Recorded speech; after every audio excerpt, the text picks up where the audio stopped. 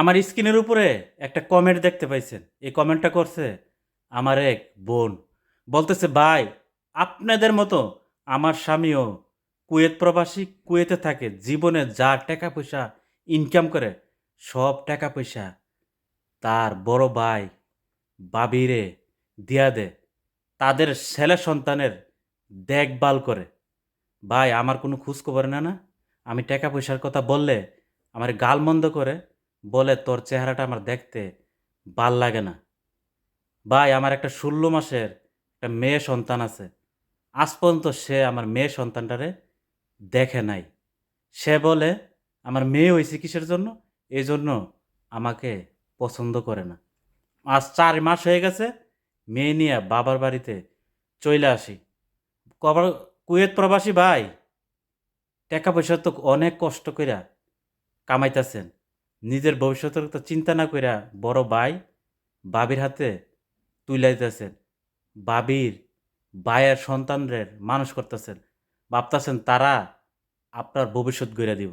আরে ভাই এখন তো ছেলে সন্তানই বাবার ভবিষ্যৎ গড়ে না, আর ওরা তো হয়েছে আপনার ভাইয়ের সন্তান, কিভাবে ভবিষ্যৎ গড়ব? বউর কথা চিন্তা করেন না? একটা মেয়ে আছে, মেয়েটার কথা চিন্তা করেন না? আপনি কেমন বাবা রে ভাই?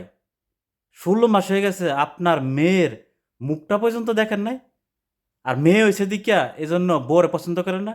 আর মেয়ে কেডা বানাইছে? হ্যাঁ? উপরওয়ালাতে বানাইছে। মেয়ে ছেলে দান করে কেডা? উপরওয়ালাই। এটা কি কারো হাত আছে বানানোর? ছেলে বা মেয়ে? তাহলে তো দুনিয়াতে সবাই আল্লাহর কাছে কইতো আমার ছেলে আমি বানাইলামু, আমি দুনিয়াতে নিয়ে আমু। আরে মেয়ে তো হচ্ছে একটা আল্লাহর দেওয়া রহমত। আমারও তো ভাই মেয়ে সন্তান হইছে। কই?